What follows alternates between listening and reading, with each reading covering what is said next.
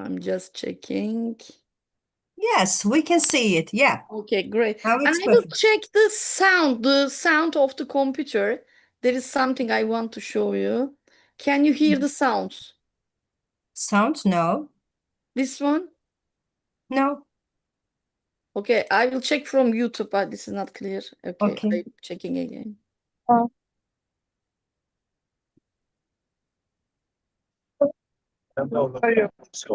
Okay, so I can see that our meeting is being live streamed, so isn't it too fast? Too early. But it worked, right? Yeah. Yes. Okay.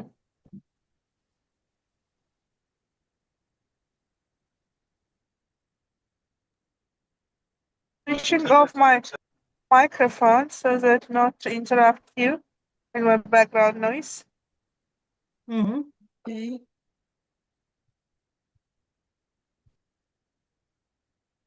But we still have 4 minutes. Yeah. Good. So let's wait for others to join.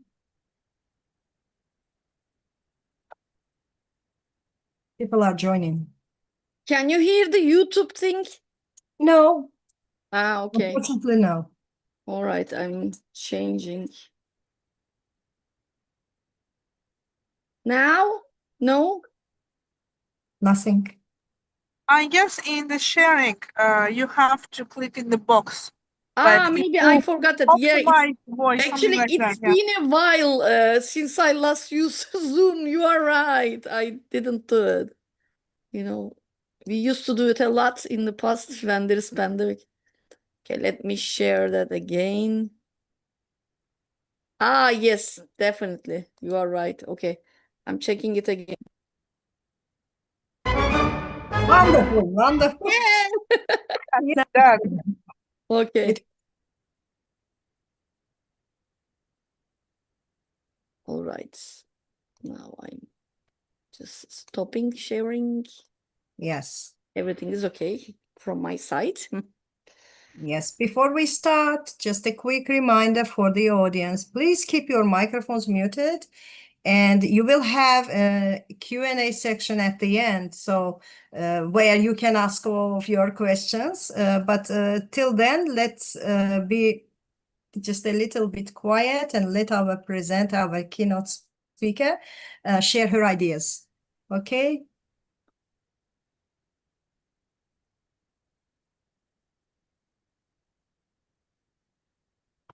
Yeah, so tell me when you are ready. We have 2 minutes, so.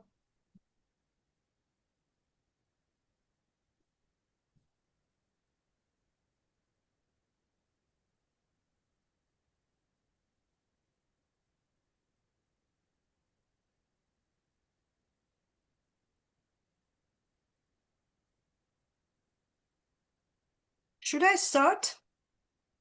Ms. Kubra? Yeah, why not? So we are live? Yes. Okay, so let me start first with greetings. Hello, everyone. Welcome to our next session in EFL, Modern Approaches in Education Summer Series. First, let me to introduce our dear guest from Turkey, my friend, Miss Merve Oflas.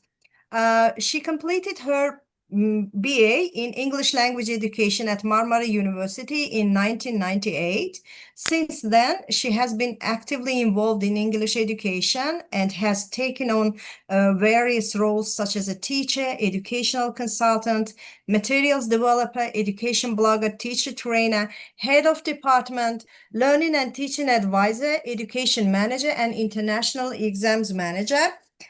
She completed her first MA in English language education at Yeditepe University in 2008. And she was awarded a full scholarship, and she could do it in Yeditepe University. In 2019, she graduated with honors from the MA program in curriculum and instruction at Yeditepe University. She later earned her PhD in curriculum and instruction from the same from the same university and was awarded a high honor certificate for her academic excellence. She also holds the ICELT certificate. It means in service certificate in English language teaching. Merve has delivered a wide range of presentations and workshops at conferences in Turkey and abroad, and she has been invited to schools in various sites across Turkey to train both teachers and parents. She has reviewed and provided feedback on course books and educational technology products for international publishers and institutions. Her work in creating lesson activities, giving presentations, directing children's plays, and blogging has received several accolades. She was honored as one of the women in the British Council project 80 Years, 80 Women, 80 Stories in 2020 and received the Global Teacher Award in 2024 by AKS Education Awards. And her professional interests include learning preferences, technology integration in education, and intercultural awareness. So today's topic is quite interesting for our teachers, for Azerbaijani teachers. It is titled Supporting Student Writers, Scaffolded Instruction with Integrated Skills and EdTech. I think it will be a very beneficial and practical interactive session which aims to equip our teachers with effective strategies, how to develop students' writing skills. So, dear Dr. Oflaz, the floor is yours. Thank you so much. Okay, thank you for the introduction, and sorry it was a bit long. Yes. Okay, because I'm too old now, of course, experiences are more than enough. Yes, Thank of you very course. much. It's great to see you here. I'm very excited about our session. Actually, it's been a while since I joined a webinar like this. Of course, in the past, now it is past the pandemic times, remember? We were always online, but sometimes it's a great chance to get together with colleagues from different parts of the world like this. So I think I missed it. So great to see you. Thank you for coming. All right. Before I share my screen with you, before I start, I'd like to ask you what grade or what grades are you teaching? If you can write in the chat box, if you're available for that, I will appreciate. What grade or what grades are you teaching? Or if you are just a student or senior student, what grades are you planning to teach? Okay, I can see the results here. 1 to 11. Wow, lots of classes, I guess. 3 and 14, high school, I guess. Thank you for sharing. Farida hocam, do you mean by 3 primary school? 3 and primary and high school? I'm Feride Tokat. I'm actually just now I'm working at a course. Oh, I see. Yes, our course is for kids. I see. I worked in a local school, but that's why I want to know Okay, about this. great. Thank you. Because teaching at high schools and primary, it can be challenging, more than challenging actually. Primary school, okay, mostly primary school, I guess. And there are also high school teachers, which is great. Of course, every year it can change. Sometimes the program changes. The school wants us to do something different. So everything I will share here today, of course, they can all be adapted to all levels. It's up to you. We are teachers and we are the kings and queens of the classroom. So it's up to us how to adapt it, how to change it according to the age group, the level of the students, the interest of the students. It's all up to you. Okay, there are some more answers. We also have senior students, which is great. Thank you. Welcome everyone again. Let me now share my screen with sounds. Okay, let me start.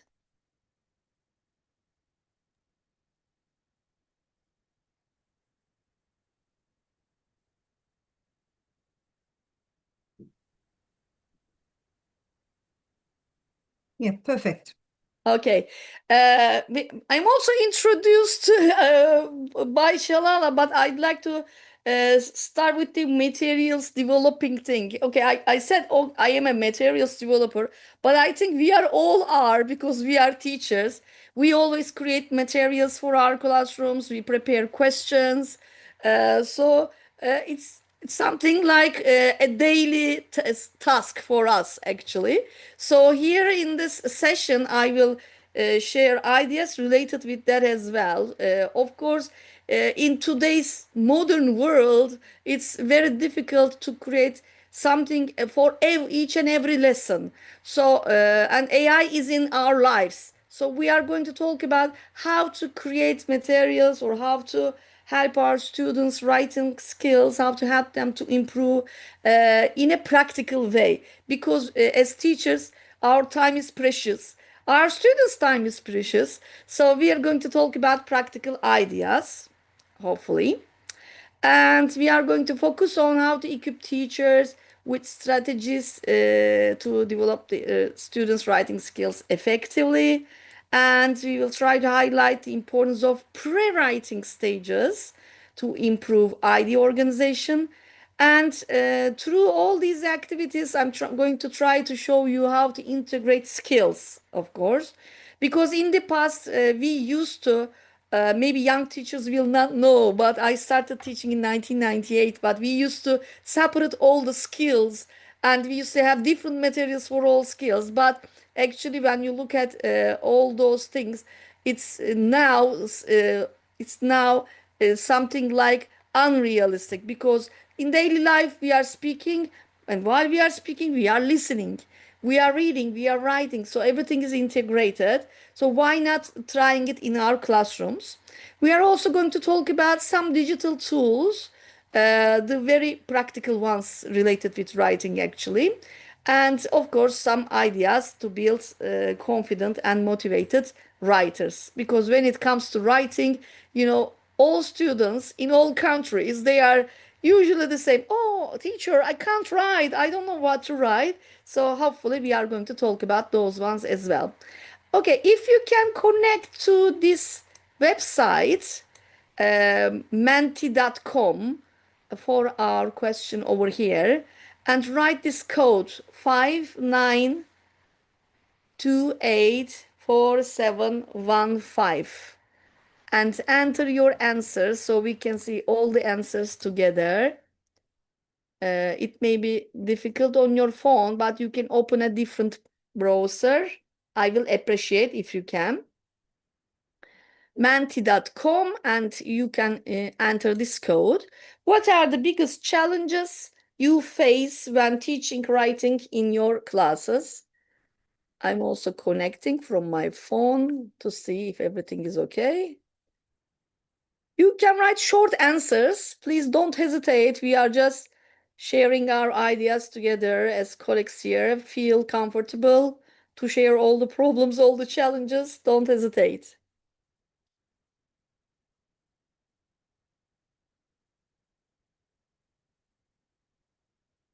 Okay, let me refresh the page. Maybe there are some answers.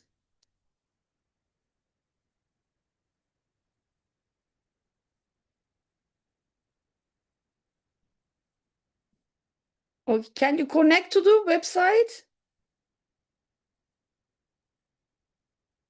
No, I couldn't. Yeah, We okay. are undergoing scheduled I also maintenance. There is problem. I wrote I code, but already I couldn't. submitted my response, but Okay. those who cannot, maybe they can write just in the chat. Yes, great An idea. alternative. I Can think you write there in is, in Zoom? Yes. yeah, there is a general problem from Mentimeter, not from our technical stuff. Yes, let's write our answers in the chat box like we did at the beginning. What kind of challenges do you have while teaching problems? Yes, while teaching English. Yes, our friends say idea problems. Yes, they have difficulties in finding ideas. You are right. Pronunciation problems, vocabulary problems. Yes, you are right. I totally agree with you. And of course, translation of some words. Yes, they are asking all the time. You are right. Lack of vocabulary. And they're afraid of making mistakes. Yes, exactly. I agree with you, hocam. Students don't know how to write, but what to write about. Technical problems, vocabulary again, sentence structure. I think in general, our students, first of all, are afraid. They have anxiety. We call this language anxiety. And it's not only speaking, it is sometimes in writing as another productive skill. It causes these kind of problems. Okay, let me see the last answer as well. Yes, again, students feel lazy. Oh, there is that part as well. Some students are lazy and they are reluctant. It's difficult to change their mindset. Exactly. Yes. Very similar problems. Thank you for sharing your answers. So when we finish the session, we can come to this part again. If dear Shalala, if you can remind me the questions at the beginning, we can, while we are summarizing all the ideas, we can share if the things we shared here will be helpful or not. Okay, let me close this Mentimeter thing and go back to our presentation.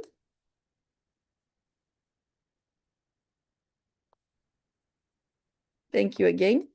Yes, let's think about our lesson. You don't have to answer for this, but if you like to share, you can always use the chat box. I'm sure dear Shalala will be following it and will be sharing it at the end of the session in the QA session. Please think about the last lesson you taught that went really well. It can be a reading lesson, writing lesson, or just a lesson you were covering a song or a chant, doesn't matter. What made it so effective for your students? So when we think about this, we usually focus on the lessons when our students had fun while learning, right? Fun is very important. So if there is no fun, we cannot, take the attention of our students. It's very important. Of course, having fun is not enough. Making them aware of their own learning process is very important. So that's why today, while I am going to talk about the ideas, I want to share some theoretical stuff, connecting them with practical ideas. As you know, every effective lesson, whether we realize it or not, there is a certain sequence in these kind of effective lessons. The sequence of the lesson plan or daily plan or weekly plan. It's very important because that is the important part. That is the most prominent part, which is engaging the students. This way, students understand better, students engage better, and students feel more confident. We are all language teachers, I guess, right? Shalala, we are all language teachers. Yes, yes. Yeah. Okay. It's the same for the different subjects as well. But when it comes to teaching and learning foreign language, routine is very important. Actually, the literature says that the research says that it's very important for young learners. But I think other papers also say that it's important for all ages. While learning a foreign language, having a routine. What kind of routine? I'm talking about the routine of your own lesson. So remember a lesson you just covered. How does it start? With a warm up, and then you continue with some pre-activities and some presentation, input part and practice part, etc., etc. So if this process, if these steps are usually in a routine, students feel more confident and more comfortable. And when they feel more comfortable and confident, that means they are ready for learning. And when they are ready, your job is, of course, easier. So, what should we do to follow an effective routine? So I'm sure everybody heard about instructional design models. It sounds very confusing when I, talk about that, but it's something you do every day actually. Like I said a minute ago, how does a lesson start? How does it continue? How do you practice? After practice, what comes up? In what part of the lesson you teach vocabularies? In what part of the lesson you practice? And of course, we take feedback from students, kind of formative assessment, etc. So around this idea, I'd like to share Gagne's 9 events of instruction with you. Gagne says from 1 to 9, it seems to be long, but even in a very short lesson like 20 minutes for some kindergarten lessons, we can imply this, we can apply this, sorry. So it starts with gaining attention. In whatever you are doing, first you should gain the attention of the students. Then we should inform our learners, our students, of the objectives. Of course, if you are teaching very young learners, you can skip the step 2 because we usually talk about the objectives and what we learned in that lesson, what we taught in that lesson at the end of it. When it comes to very young learners, it's like this. But the other learners, it's better to say at the beginning because older students need to know what they are going to do. If not, they will feel uncomfortable all the time. And then comes stimulating recall of prior learning. This stage is very important because when we skip it, students feel like out of water, a fish out of water actually. As teachers, I know our job is very difficult because we need to think about all the factors at the same time. But imagine yourself in a lesson you are learning a new language or something new. If you just start with the input, you feel you don't feel safe, right? So to make them feel comfortable and safe, this stage is very important. So they will feel that, oh, I know this from the last lesson, and it will help them to connect their new ideas with the previous ones later on in another step. And then comes the presentation of the stimulus and providing learning guidance and then eliciting performance and providing feedback. This feedback means not the feedback about how you did the lesson, if you were great or not, but mostly about related with the students' understanding, and assess the performance and enhance retention and transfer.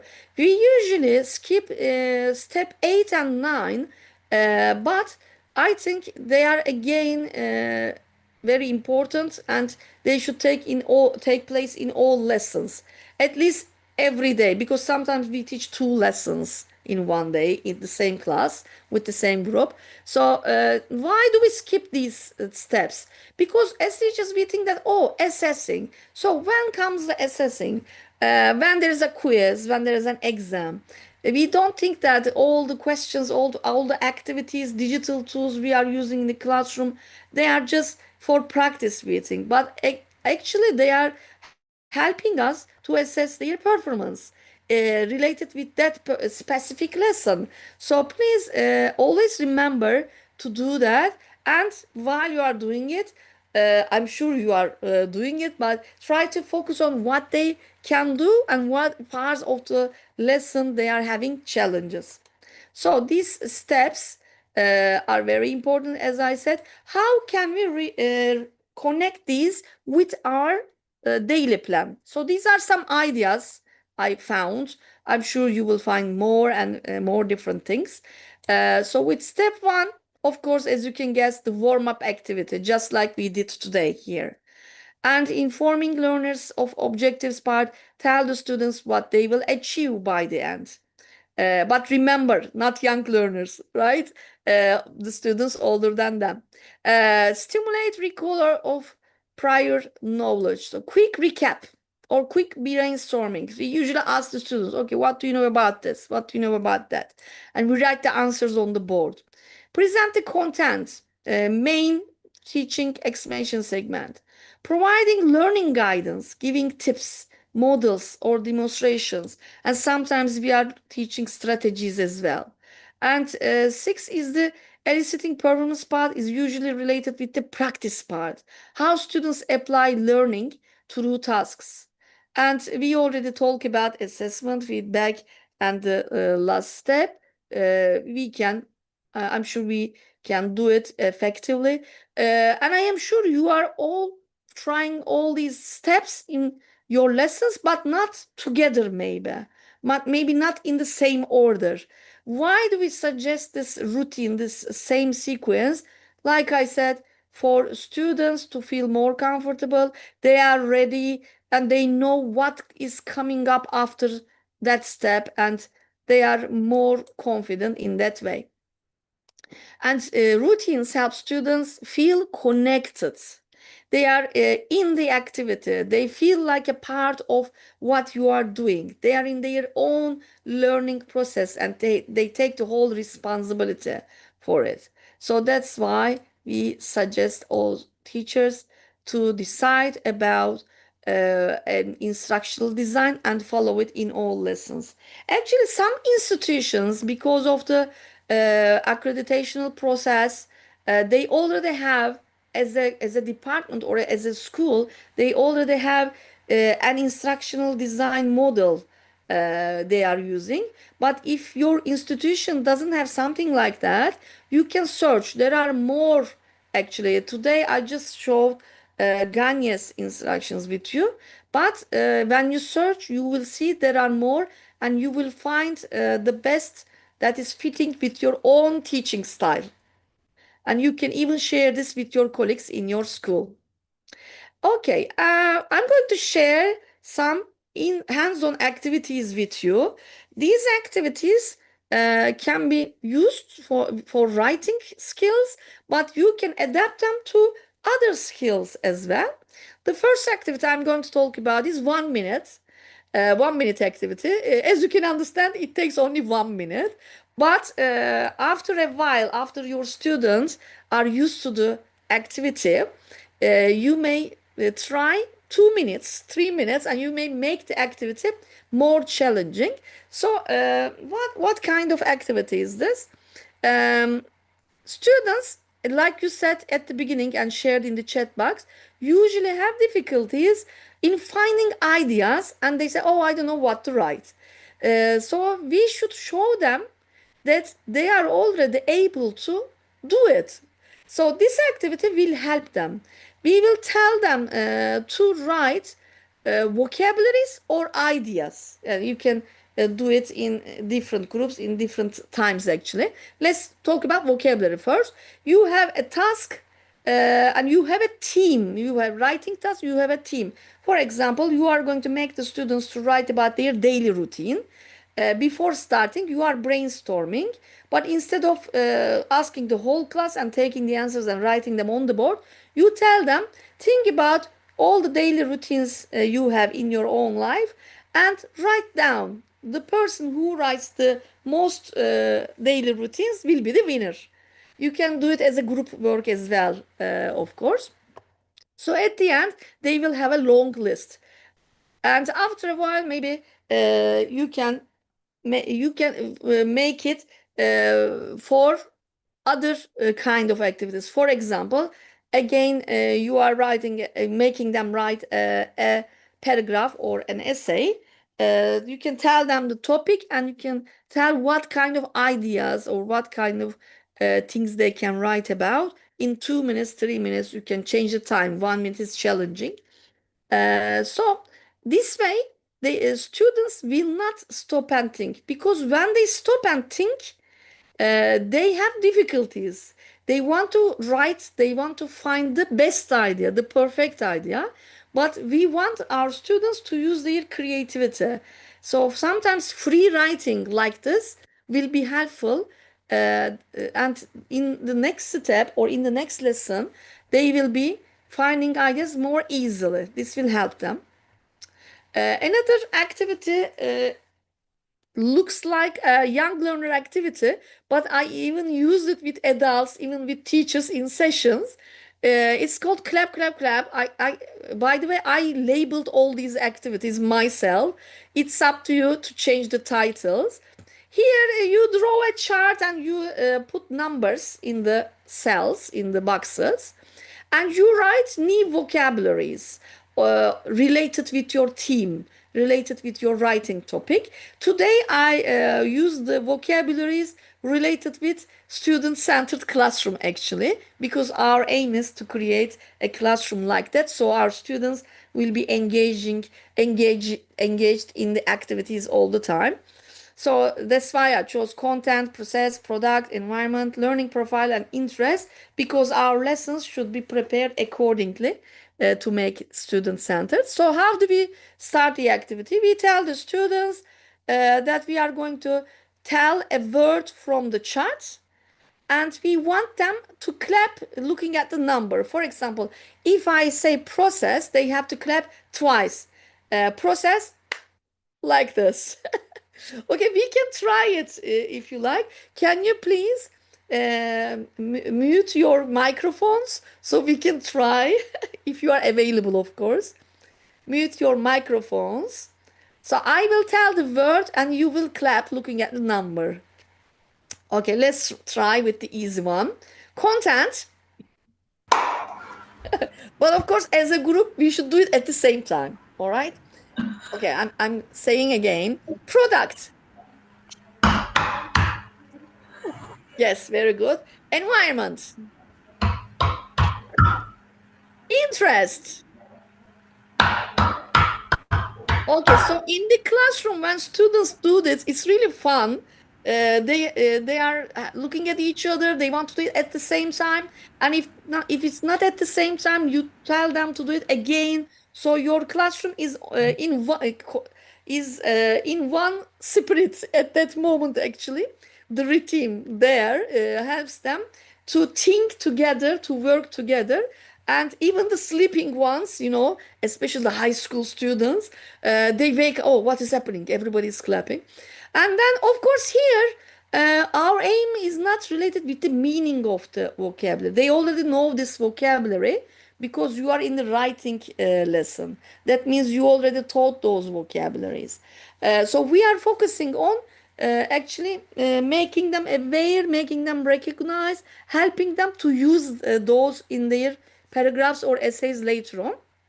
And also, I remember you said students are having problems in pronunciation as well. You wrote some answers like that in the chat box.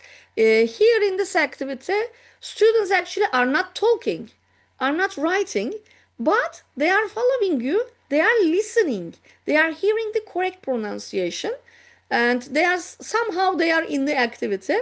If you like, you can also, after showing, you can also choose a student to be the teacher, and he or she can come to the board and say the vocabulary, and his or her friends can clap actually.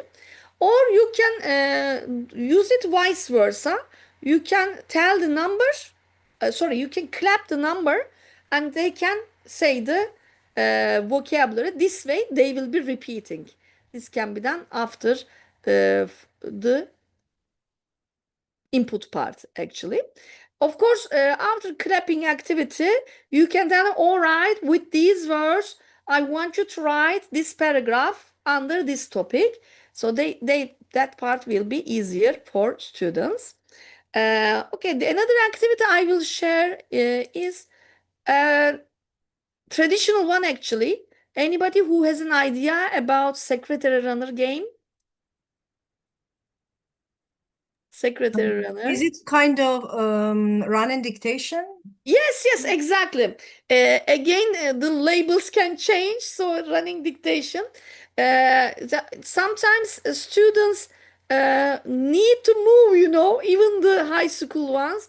Of course, the young learners are more active and more kinesthetic, but high school students also need that. They may be reluctant, and some may say that, oh, I don't want to move. So they can take the secretary role, and they can be the writer. Let me introduce the activity very quickly for the ones who have no idea. So you divide the classroom into groups, and each group needs to have a writer. The writer, the secretary, will be sitting down and taking notes during the activity. Other people in the group will be runners, but in turns. They're not going to stand up and run at the same time.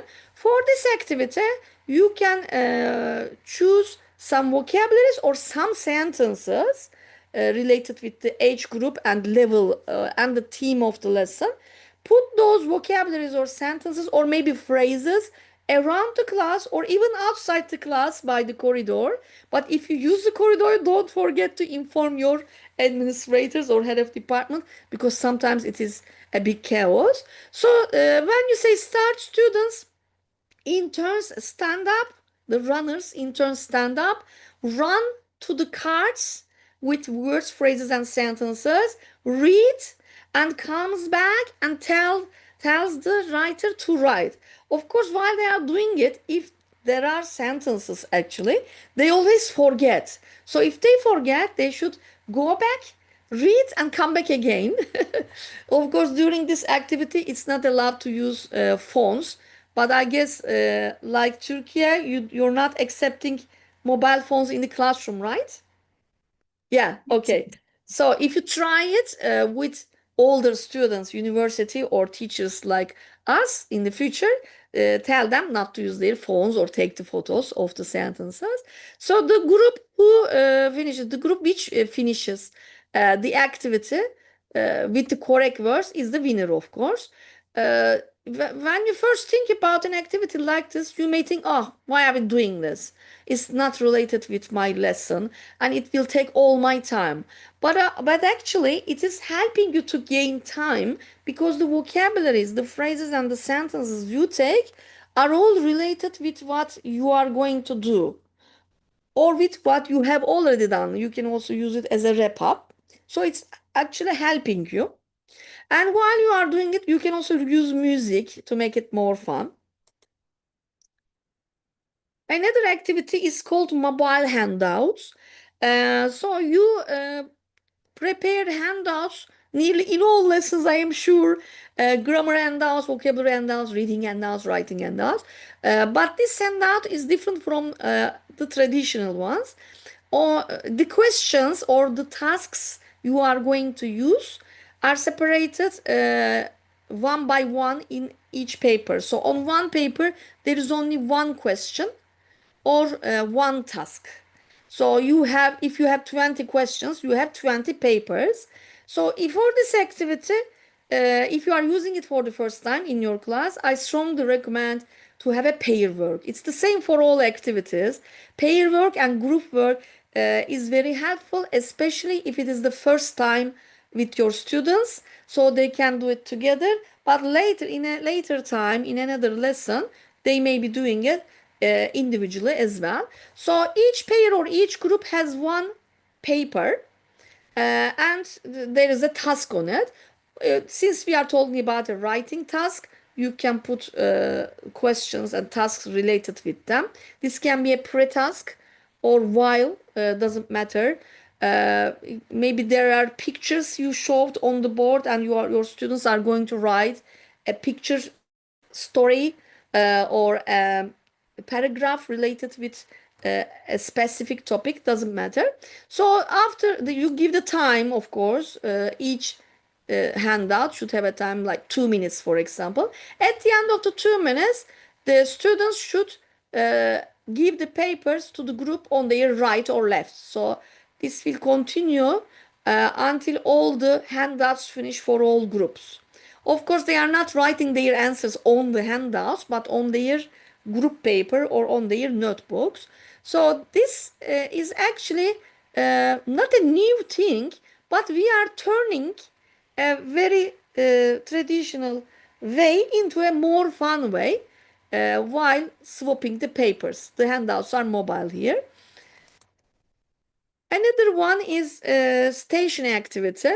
This is again maybe something you are already using in your classrooms. I usually use it for speaking, but why not using it for writing as well?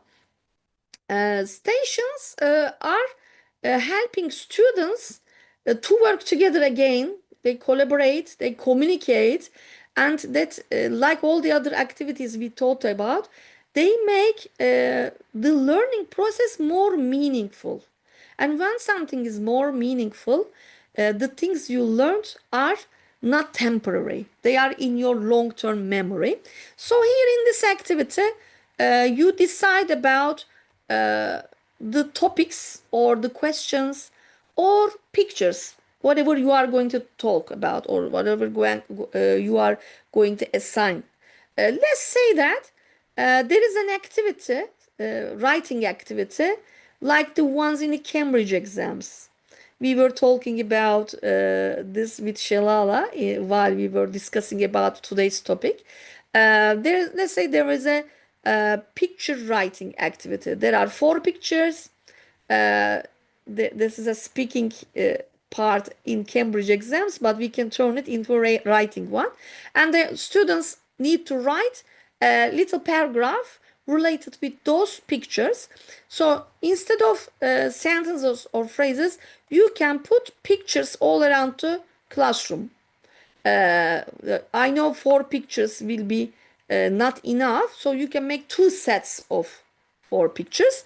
So on one side of the classroom, one group, on one side, another group.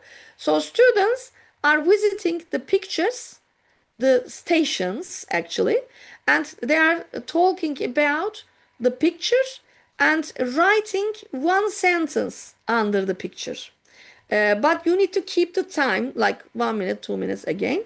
And at the end of the time you kept, they change their stations and they do it for the other picture. So this way, each picture has a paragraph. What students need to do is, when they change the stations, they need to read what other students wrote. So our activity is not only writing, but also reading. And while they are deciding, they are speaking. So all the skills are integrated, as you see, and it makes the whole process more meaningful. And as a follow-up, students can sit and try to remember, and they can write their individual paragraphs. Of course, all the paragraphs will be similar, but not the same, because they will remember different parts of the activities. So this is a summary of the hands-on activities we talked about. 5 activities, but lots of adaptations you can make, I am sure. So these kind of activities are helpful to make our lessons fun. We said that at the beginning. Why do we want to make our lessons more fun? Because the research says over 80% of learners say they would be more productive if their learning environment was more game-like. I remember my own time, in the past when I was a child, when I first started to learn English. We had brilliant teachers, of course, but in those years, in 1990s, we didn't have internet, we didn't have this kind of communicative environments, etc. So now the kids are really lucky, but maybe they are not aware that they are lucky. So we need to show them that they are actually. Let's talk about some digital and AI tools you can also use in your writing lessons. The first one, these are my favorite, by the way. I don't want to, make the session boring with lots of ideas and lots of tools and make the session boring. So I will just share my favorite ones. Picklets. As teachers, we sometimes have difficulties in finding pictures, visuals for our students, because when we go to Google, of course, actually, we are not allowed to use Google Images, but there are also other factors. Some photos are not appropriate for classrooms and schools. Sometimes you cannot find the best picture for your aim, etc. In this website Picklets, you can get an account, and I think it works without getting an account as well. And there are lots of pictures under different themes, and also under each pictures you see some vocabulary lists like this, and they are categorized. And when students come, you can do it on the smartboard in the classroom. when you come to the word, when you drag and drop, it comes on the photo, on the picture itself. You can change the place of it, under it, around it, however you like, or right next to the object in the picture. You can choose together, and this can be used as a pre-writing activity. So after this, as a follow-up, you can tell students to look at the list and the photo and write something together or individually. It looks very simple, but it is very practical. It helps you to gain time, and you don't have to look for photos, think about the words, etc. This is all together, all included. Another one I like is word art. Actually, it used to be Tegul in the part, some different names, but like everything on the internet, it is upgraded now and it's under one title, Word Art. I took the screenshot, so it's just a picture now. But in the website itself, when you come on a word, the word becomes bigger and it is, like shining, and you can choose different shapes, etc. What do you do here? If you go and copy a text and come and paste it here, it shows all the words used in the text in one shape. Of course, the biggest words here, that means they are the words used mostly in the text. This activity can be used before starting a writing activity. Or you can use it just as a prompt, giving prompts, or like a wrap up at the end. They can talk about their activities, writing text as in total as a wrap up activity. So related with your topic, you can decide about the shape, and also you can copy and paste the text.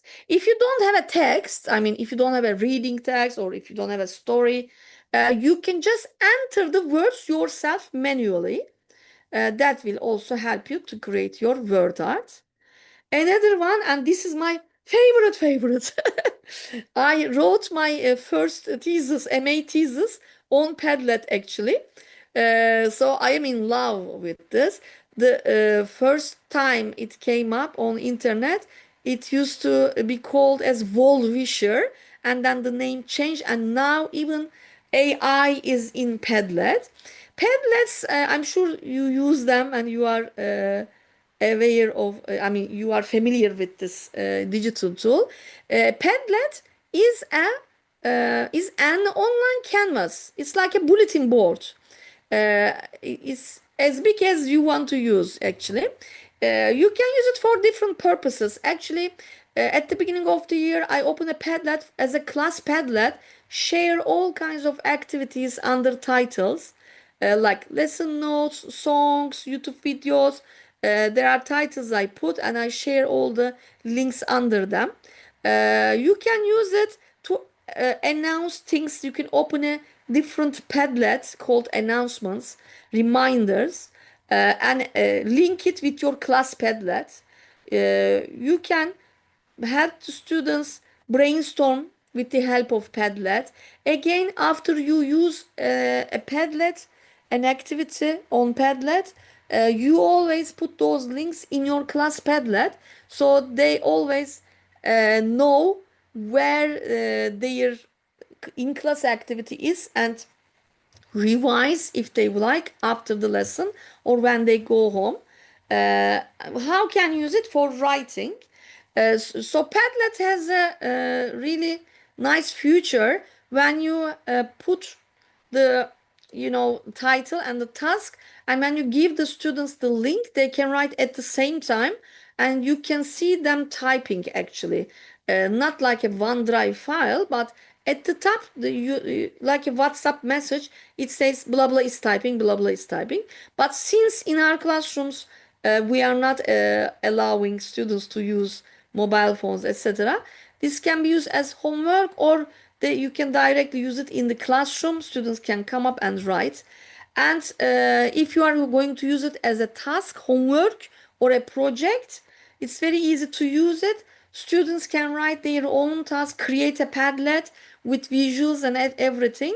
And then you can open a new Padlet, put all the students' work there in that Padlet, and you have a gallery. You know, we all have parents meetings, and especially with very young learners in kindergarten and young learners in primary school, the parents want to learn what is going on in the classroom. So Padlets are very helpful in that sense.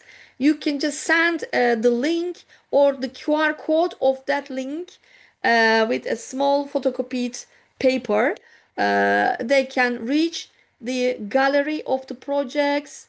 In the parents meeting, you can make a big QR code of the gallery, put it on the classroom door, so parents can, you know, see what is going on, what happened in your lesson, etc. Especially the products. And also it is good for the students. When students see that their work is shared somewhere, it is displayed, they feel very happy, they feel valued actually. In the past, and sometimes we still do it actually, we used to, and we are sharing activities of students on the bulletin boards, but in the corridors, they don't really look at them. Everything is online now. This may be helpful for you. The next thing I'm going to talk about is related with AI tools. I'm not going to talk about them in details. When you go to these AI tools, Flippity, and Neil.fun, you can see lots of different activities you can use manually. There are ready vocabulary activities, crosswords, games, questions, writing prompts. You can use lots of things. That's for different purposes. You can use these two tools to make your lesson more fun. You just have to enter your own vocabulary. Everything is ready under one template. And I'm also going to talk about Noisely. You know, our brains have two different hemispheres, right? Right brain, left brain. And right brain is more related with creativity and stuff, and left brain is more analytical, and it's where the language part is actually. But we are not teaching language while giving all the rules, etc. We are using the right brain to make the lesson more, you know, creative and memorable. So that's why I'm introducing you, because right brain is very important in language learning. Music or sounds, music and sounds make two hemispheres work at the same time, which is really interesting, right? It's very daily idea and daily information, but you know, it's very meaningful. Noisely, I use it in my daily life as well, when I need some time, a calming time, or when I read a book. You don't have to get an account, but I got an account to use it more, you know, easily. Here there are sounds actually. Let me try them. This is rain. This is rain with thunder. Here there is wind, forest, and some more wind actually. River, sea. And I'm going to show my favorite, this one. Campfire. And some night sounds. Okay, so how can you use these kind of sounds? You can use them as prompts for your writing lesson. You know, we usually use vocabularies, phrases, and pictures for our writing activity. Why not using sounds? These will help your students to find ideas to write, and they will feel, you know, in the activity. They are a part of the activity. You can make them listen to these sounds in a sequence by numbering them. For example, the first one can be the rain and thunder, and then the forest, and then the campfire, and then the cafe. So according to this order, they need to create a story actually. Okay, this kind of activity I tried in the past. and I joined a competition with this activity, actually, classroom activity. I won a prize. So in that time, of course, there weren't ready digital tools like this. But, now our job is easier and we can find things like this. Okay, so we are coming to the end, very close to the end, actually. And what about writing correction and giving feedback on writing papers? Okay, our nightmare. Because it's our homework, right? We cannot do it in the classroom all the time. If there's a small sentence or paragraph, we do it in the class, but we have to do it at home after class, after school. We are always busy. We are teachers. So if you want your students to take their own responsibility for their own learning process, this tool, this website is very helpful. Maybe some of you already know it. Write and Improve with Cambridge. This is by Cambridge, as you can see, and this is free for everyone. Here on this website, you need to get an account, of course, and your students need to get their own accounts. You can inform the parents accordingly with a information letter or message. Here in this website, students or you, when you show it in the classroom how to use it, first choose your level.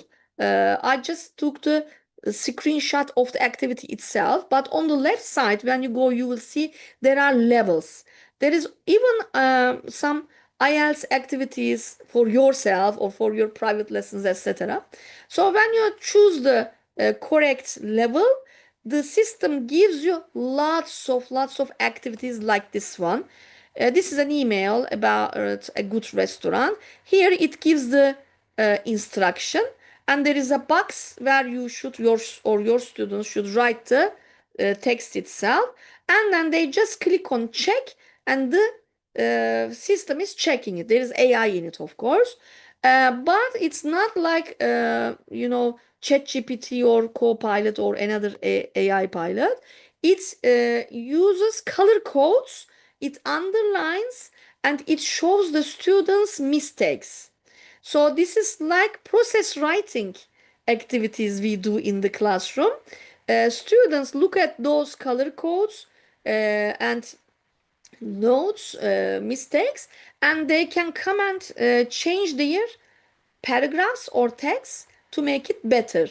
So after that, they can see their progress at the beginning, how their progress was and how did it improve. And the progress part also gives a graphic. It shows them what CFR level they are, and it keeps nearly last five, I guess, last five graphic of the last five trials of the students in the system. When they go and enter again, they can see what their level was in their last activity and how it is improved in the next one.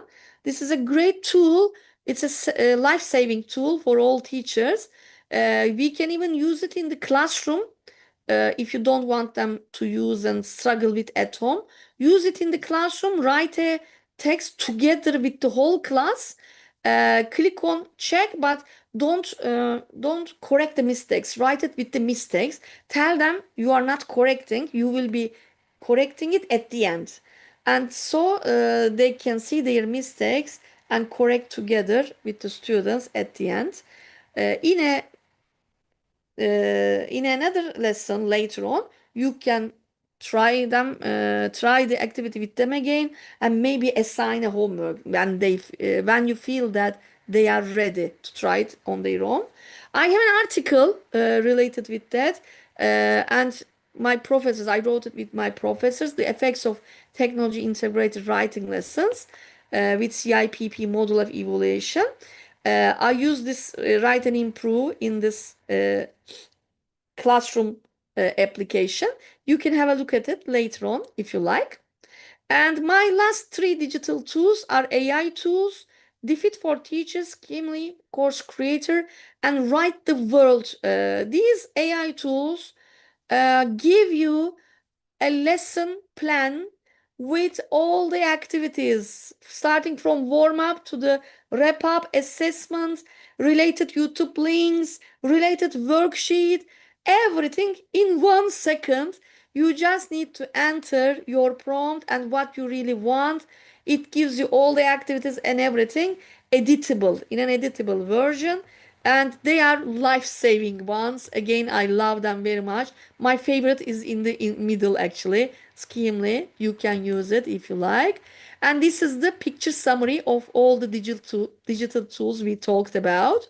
Now I'd like to ask everybody which digital tool is your favorite. So you can write it in the chat box.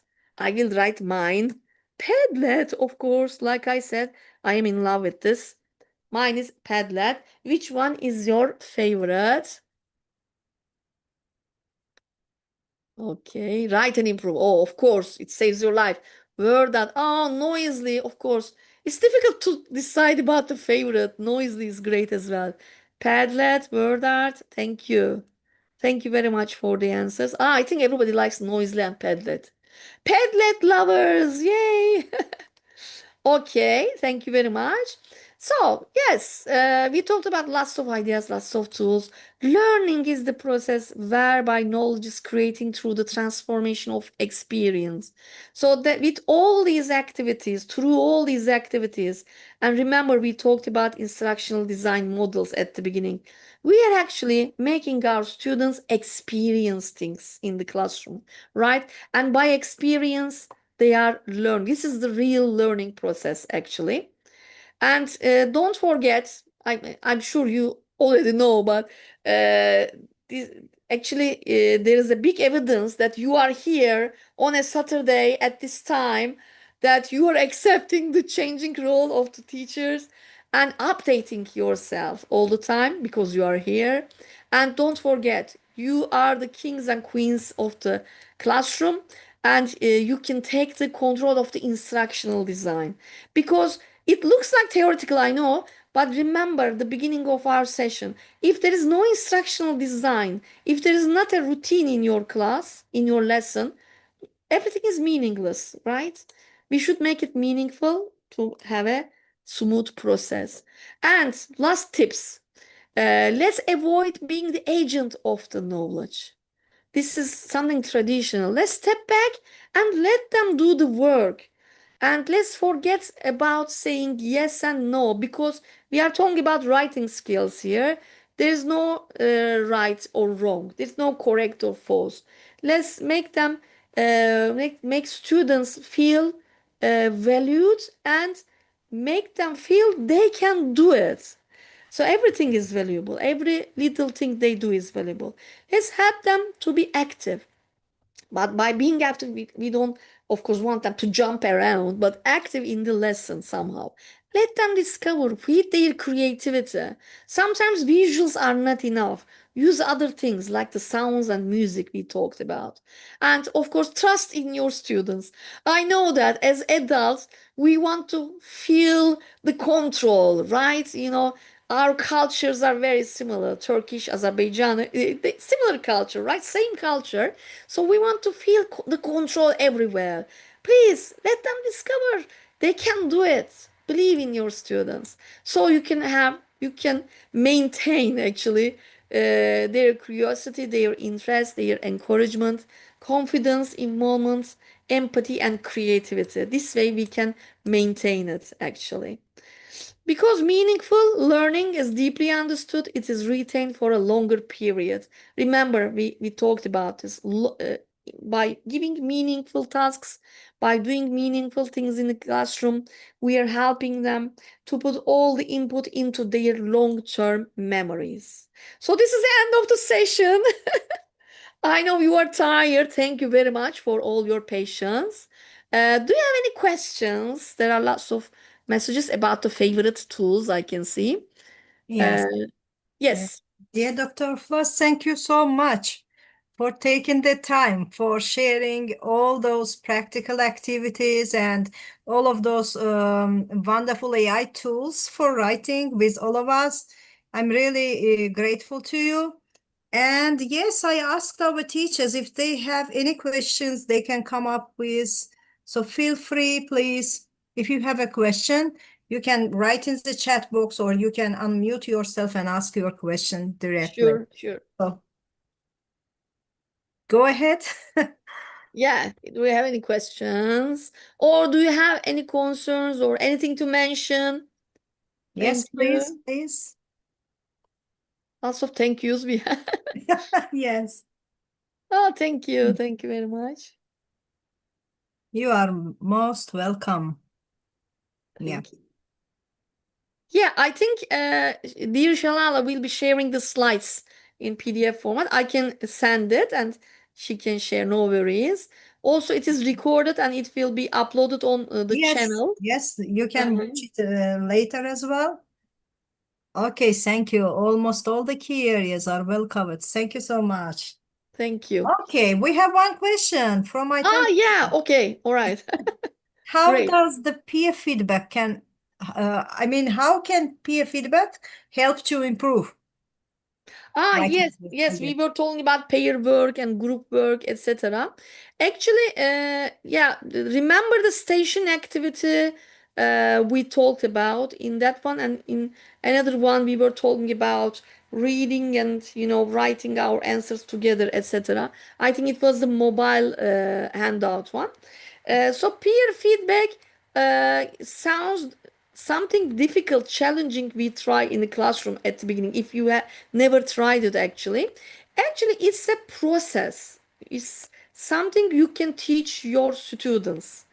That if students write something, first of all, make them make them feel that they are used to reading each other's work, and then feel, oh, my work is being read by someone, which is good. And maybe sometimes they can, if they are older students, they can think that, oh, please don't read my blah blah.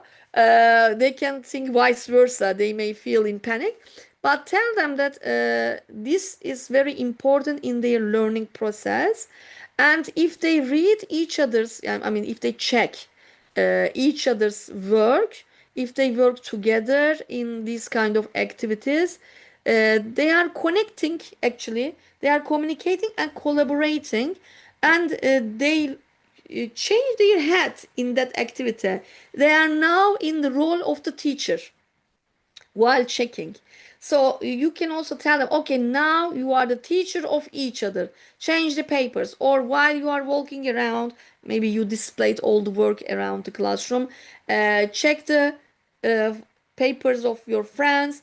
Of course, here we don't want the students to hurt each other by saying, oh, this is wrong, this is wrong. But maybe they can write notes, like small notes, what kind of mistakes were there, what kind of mistakes they recognized, vocabulary mistakes, grammar mistakes in general. Or in the next activity you will try, you can go deeper and ask them to look at the papers and say what kind of vocabulary activities, what is the problem there, what is wrong, what is correct. They can come to the board and write, instead of writing the notes, what was wrong and what is the correct one. Or you can ask them to write the wrong ones and decide about the correct ones together. So in time, this will help them to improve. Of course, this you may think that sometimes partners, pairs can have a lower level students, but you know your students, you are the king and queens of the classroom, right? We talked about this. So you can just make them work in groups, and in each group you can design it accordingly. If you are using the group with, yeah, if you put two lower level students, you can put one high level, two high, so you can make it balanced. I don't know Yes. if I answered it correctly, but thank you very much for the question. And also, I would like to add one thing. When using peer feedback, please don't forget to provide your students with, rubrics so that they can assess Oh, each other's work sure, yes, clearly. Yeah, yes, and you can do it at lower levels as well, with very simple, basic forms of rubrics. exactly. So they can feel like a teacher, and at the end, they can give grades to each other.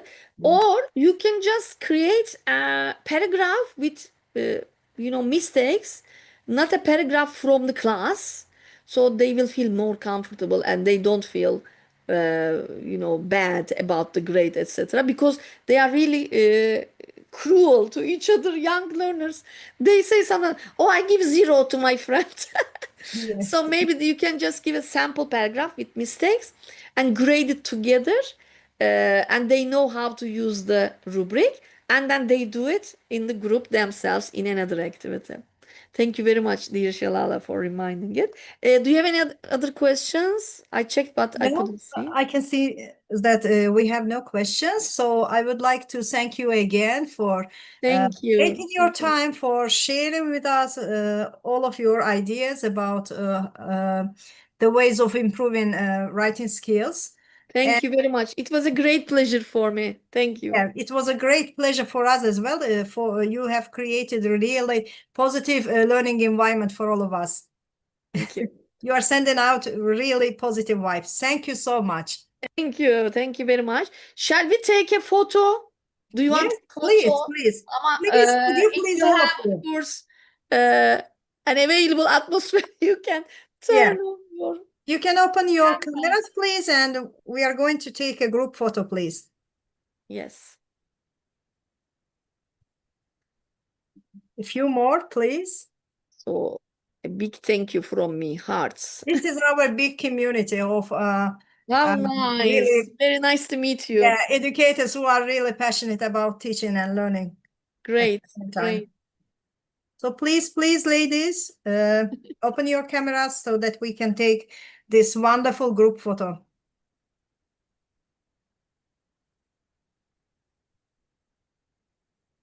Thank you very much. Okay, I hope somebody's taking the photo. I'm not actually. Yes, I did. I did. I will send it to I'm you. just posing. Yeah. Okay, so thank you so much, Thank you dear again. Dr. Oflas. We are looking forward to our wonderful sessions. So see all of you next time. Until next time, stay safe, take care, and always be curious about learning new things. Goodbye. Bye.